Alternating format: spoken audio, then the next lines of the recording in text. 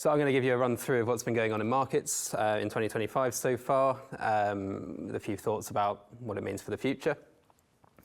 And as I expect most of you will be aware, there's going to be quite a lot for us to get through, so I'm just going to dive straight in. Now, before we look at how markets have been performing, it's worth just dwelling for a minute on the main issue of the year so far, which of course is Trump's tariff policies. So I just want to take a step back and think a little bit about what Trump's trying to achieve with his tariffs, with the idea that we might try and understand where he's coming from as much as we can. So I've written down a few objectives here that he's mentioned in relation to tariff policy, and I'll just take you through these. So, his first objective I've got there is to rebalance trade deficits. And this kind of seems like an obvious one, but Trump takes a very much a 19th century view of economics, in that imports to the US, make the US a weaker country. They're not being self-reliant on those in terms of those goods, and they're sending their wealth overseas. So he wants to try and correct that. He also takes a trade deficit to be a sign that the US is being ripped off. And there is some justification in some cases there, in particular in relation to China, with some unfair trade practices that he's highlighted. Next objective on the list, so he wants to reindustrialize the US, and obviously by making those imports to the US less attractive for consumers, he wants to encourage companies to basically reshore their manufacturing operations. So the US, like many Western economies, has seen its manufacturing sector hollowed out in recent decades as everything's been outsourced to emerging markets. And in doing that, he wants to kind of regenerate that manufacturing sector and essentially provide a lot more manufacturing jobs, which is a real central issue for his core voter. Perhaps a slightly less obvious one. One of the things he's trying to do is devalue the dollar. So it's not just about making those imports less attractive, but in doing that, he wants the value of the dollar to come down. The US dollar has been the global reserve currency for since the Second World War, and that, whilst it brings some benefits to the US, it does have the effect of attracting a lot of overseas investment, which pushes up that value of the dollar, making US goods less competitive.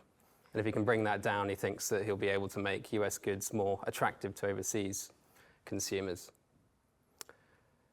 Next, he also wants to use it as an opportunity to raise revenue, and he's specifically said that he wants the tariffs to fund tax cuts domestically.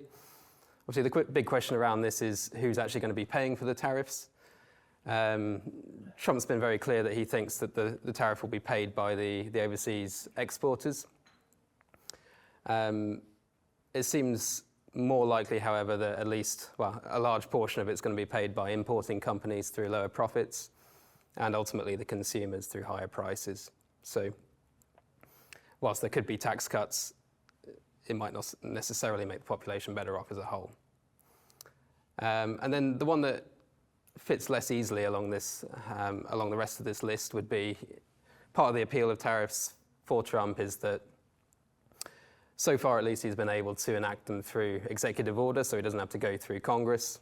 Now that has been challenged in the courts, but the benefit for him for this has been it means that countries have to come directly to him for negotiation of their trade deals, and that means he can use tariffs as leverage to achieve other policy objectives. So examples of these would be with Mexico. He's been able to put pressure on them to take a stronger line on illegal migration and the flow of fentanyl across the border.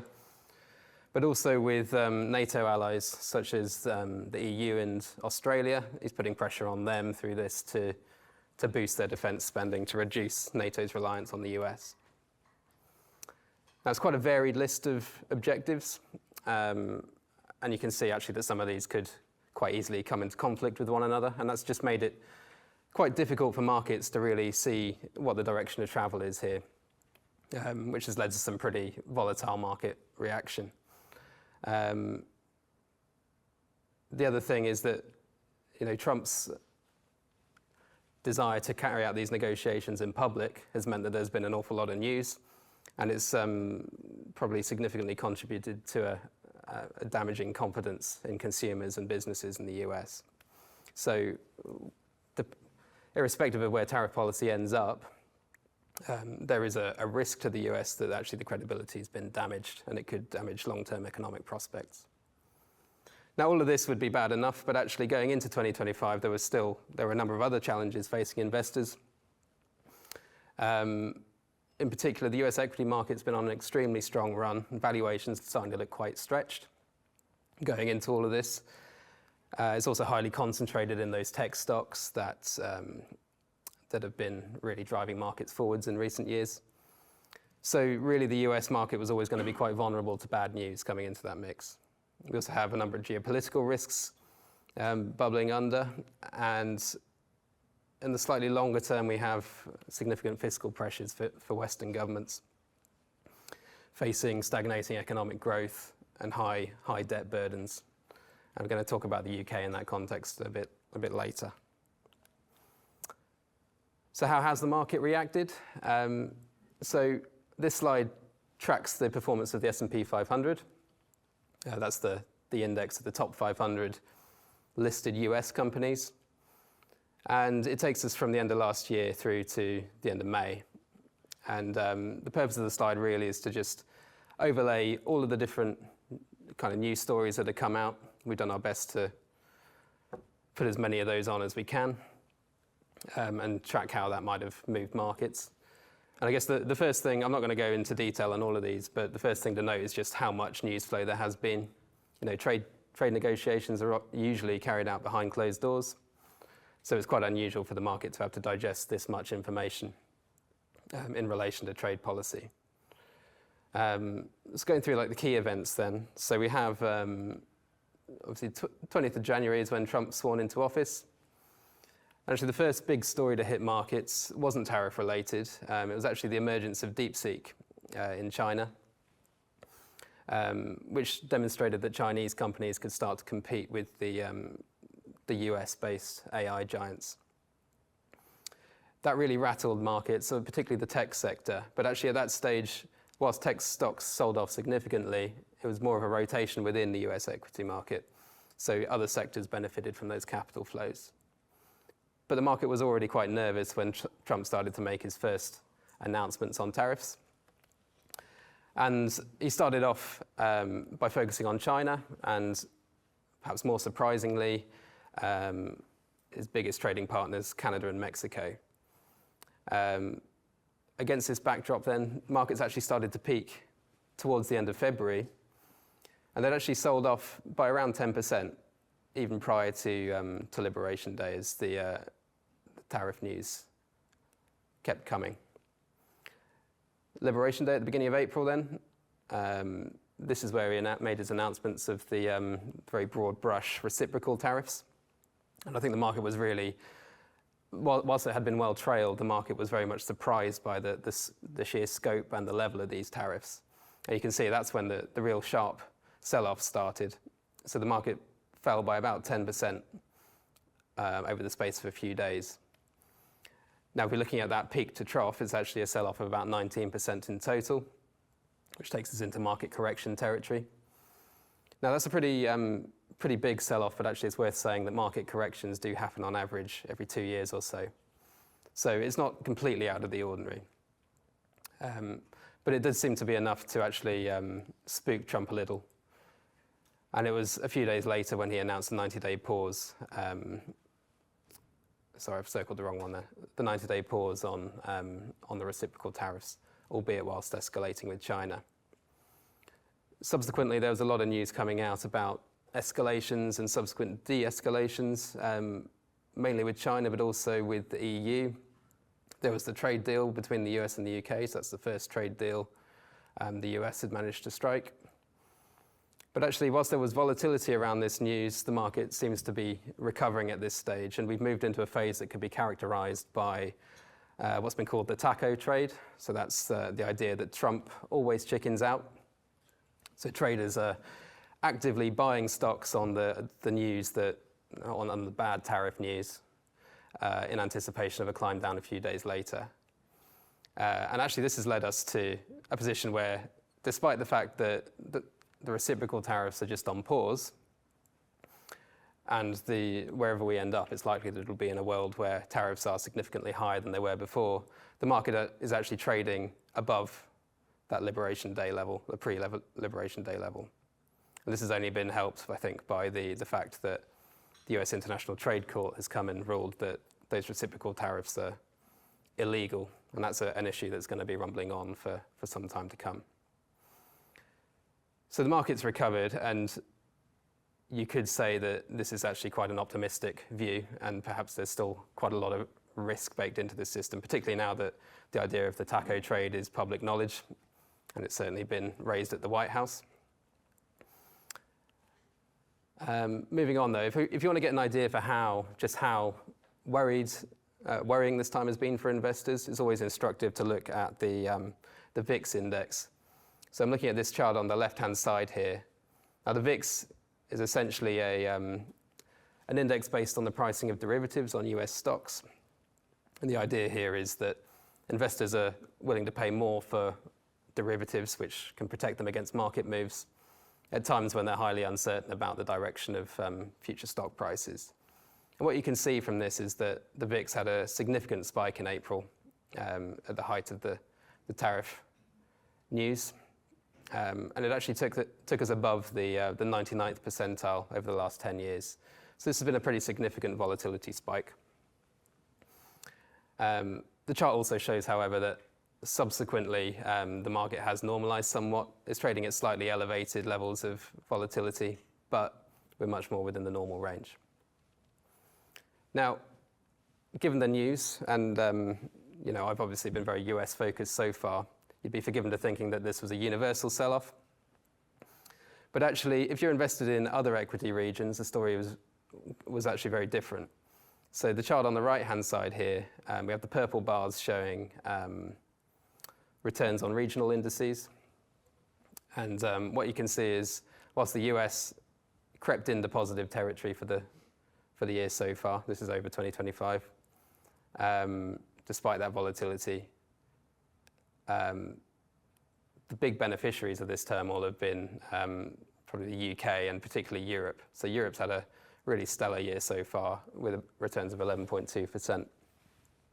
It's highly unusual for Europe to outperform the US by such a margin. So this is indicative that essentially investors are making the decision that the US is too risky and capital has been flowing outside of the US. And Europe and UK have been the major destinations for that. It is worth saying, though, that these purple bars, they represent the returns you'd have been receiving were you, in the US, for example, this is the return you would have got if you're a dollar investor.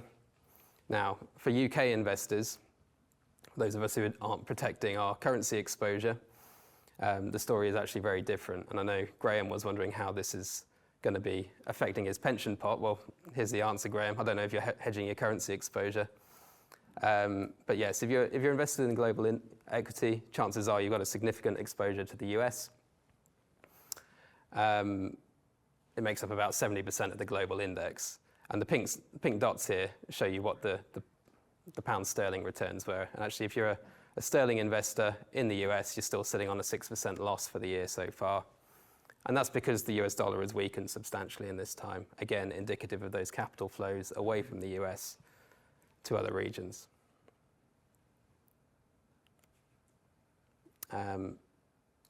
Just quickly on this slide, I think likely I'm going to be running out of time, so I won't go into detail on it, but another impact that we've seen is that investors, in times of market stress, they look for safe haven assets. And typically, historically, that has meant moving into US government debt, so US treasuries. And you typically see when equity markets sell off, people are buying those safe bonds, and the price of those bonds is increasing. But actually, what we saw during this period, when the US was in fact, the US government itself was the source of the turmoil, actually, investors were selling off their equity exposure, but also their US government bond exposure. So that pattern has broken down somewhat. Now, we don't expect this to carry on for the long term, but because that market is so deep and liquid and there's no real alternative, but it is a sign that perhaps investors are reassessing the US and the risk involved in investing there. And this could be bad news for US in terms of higher interest rates, higher costs of borrowing for the government. So we've mainly been talking about how the markets reacted to news, and obviously there's a huge amount of uncertainty around how, firstly, what the tariff policies will end up as, but also what impact tariffs will actually have on the global economy. Global supply chains are highly complex, and it is going to be really difficult to predict that effect, especially when the policies themselves are in flux. But there is consensus among economic forecasters that disruption to supply chains is likely to result in a slowdown in economic growth globally. So I brought here a chart from the IMF. They produce quarterly economic forecasts. And you can see on the left-hand side, you have the purple bars here. Those are your economic forecasts from January 2025, so that's before all of this kicked off. And then the revised forecasts in April after the reciprocal tariff announcements. And you can see some pretty substantial downgrades to projected growth for 2025. So the USA obviously having the biggest proportional reduction, but also globally you're seeing some pretty substantial changes given that this is just a 3-month period from forecast to forecast. So obviously being such an important player globally, if the US slows down, the rest of the world is likely to slow down as well. Another indicator we like to look at as well is the oil price. So this is closely linked in with expected economic activity. There are other factors at play here, such as supply side factors, but it's generally agreed that a significant factor in the fact that the oil price has fallen to a 4-year low, so taking us back to pandemic times. A contributor to that is falling global demand for oil, suggesting a slowdown.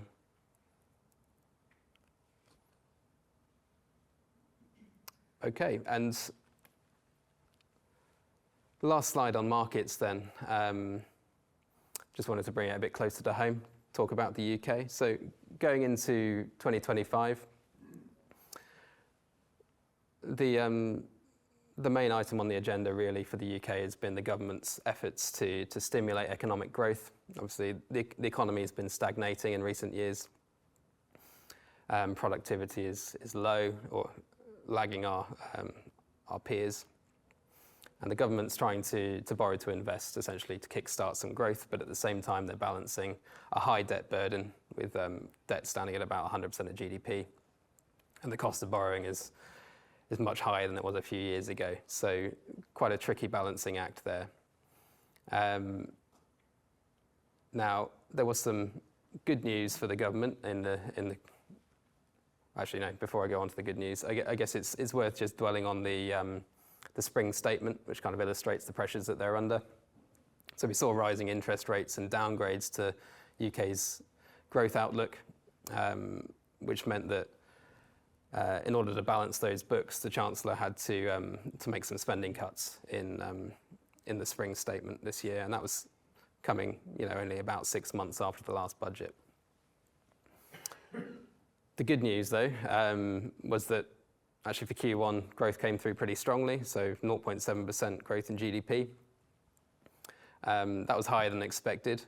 And I've got a chart here from Oxford Economics. So on the left-hand side, we have their forecast for UK growth. Now, they've uprated the 2025 figure based on this. Unfortunately, given the headwinds that we're facing, they think it's unlikely to last into 2026. So those headwinds would include tariffs, which are likely to have a dampening effect on growth, as we've seen from the IMF. But also, the lagged impact of higher interest rates in the economy is likely to still be being felt. And It's likely also that departmental spending cuts that the government have penciled in will start to kick in 2026 as well. And we're still yet to see really what the impact of that national insurance rise is going to be on growth, but it's likely that that will be something of a drag on the private sector. So not such a positive story for 2026. And then longer term, as we head towards the end of the decade, they're looking at growth. I can't actually see the number. Was it about 1.8% GDP growth per year? So this is an improvement. It's still significantly below the trend growth rate pre-financial crisis, but they are making assumptions here that there's going to be some improvement in productivity in the UK as the effects of that investment are felt, but also we have things like the AI revolution supporting productivity, and also that we start to address some of those longer term issues like under participation in the workforce. So that's kind of the growth outlook from Oxford Economics. In terms of monetary policy, so looking at the right-hand chart now, the Bank of England's also been walking a bit of a tightrope in balancing sticky inflation with that slowing economic growth when they make their decision around when to cut rates. Now, they cut rates to 4.25% in May. This was pretty quickly followed up by an unexpectedly high inflation print for April.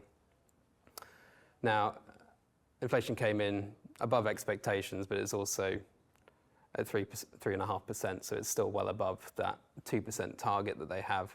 So you might expect that this would weigh on the projected outlook for rate cuts.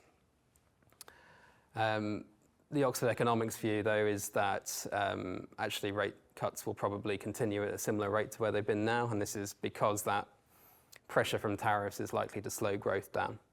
So the equation for the Bank of England will be slightly tilted back towards keeping growth going. They're projecting that rates will end up at about 3.75% by the end of the year, and then actually with an ending level in about 2 years' time at 2.5%. That level is actually, for them, it's quite a bit lower than is currently priced into the gilt market. So if that forecast does prove right, and they do highlight that there's a lot of uncertainty around it, particularly as we've discussed with the impact of tariffs being so difficult to quantify. But if that was to be borne out, you might expect to see gilt yields start to come down as well, and that's what the pink line represents on this chart. So falling gilt yields over time would be a positive for the Chancellor. It would reduce the pressure on those interest payments on borrowing. Falling rates generally will be good news for the private sector, feeding into higher growth. It's less good news, of course, for savers and defined benefit pension schemes who have been a big beneficiary of that high interest rate environment. Okay, and then just my last slide. I'm an investment strategist, so I have to include at least one slide on investment strategy. There's obviously been a lot of turmoil in markets, but these are the kind of things that we're discussing with our clients at the moment. So the first point I have is, don't overreact to this news. We've seen, the markets bounce back pretty quickly. Losses can always be recovered, and they're likely to be recovered. But the exception to that is if you have to then crystallize your losses by making sales. Obviously, avoid those knee-jerk reactions to sell your equity holdings at depressed prices. But the key point for pension schemes would be around cash flow planning, because obviously with your benefit payments, you have those moments where you can become a forced seller. So if you're looking at generating cash flow in your portfolio, that protects you in this kind of environment.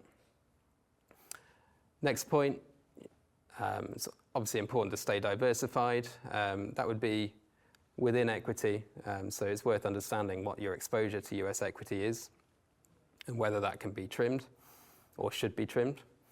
But also diversifying away from equity as a whole, so trying to generate returns from other asset classes. So that could be fixed income, but also there's a range of alternative asset classes out there which can give that protection in this kind of environment. And then the final point I wanted to make kind of ties in with the DB funding code, which is kind of top of the agenda for a lot of our schemes at the moment. And that is around journey planning. So the funding code requires schemes to have a journey plan in place. So you set your long-term objective and the steps that you need to hit to get there. But actually, it's a useful process anyway, because this uncertainty can bring opportunity as well as risk.